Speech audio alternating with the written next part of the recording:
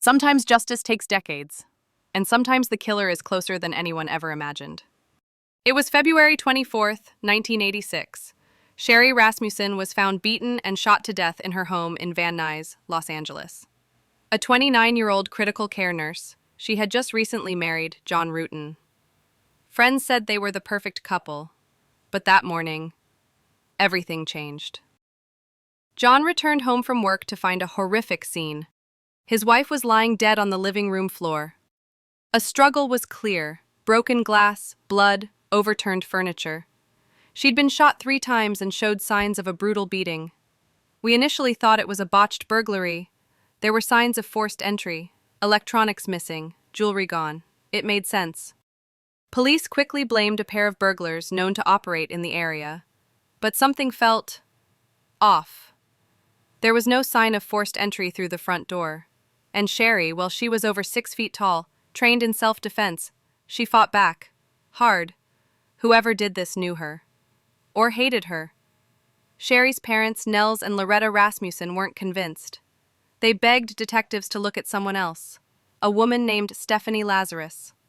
Stephanie wasn't just anyone. She was John's ex-girlfriend, and an LAPD officer.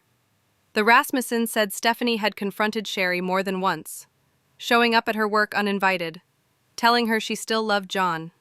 But detectives dismissed it, said there was no evidence. And Stephanie? She was never considered a serious suspect.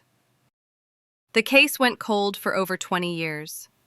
Fast forward to 2009. A new team of cold case detectives reopened the file. DNA technology had advanced.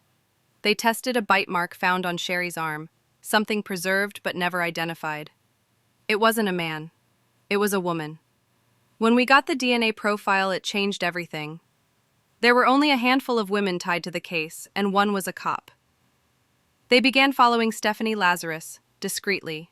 She was still on the force, still respected, still walking free. Undercover officers followed her into a Costco, waited for her to use a straw, then collected it from the trash. When they ran the DNA, it was a match.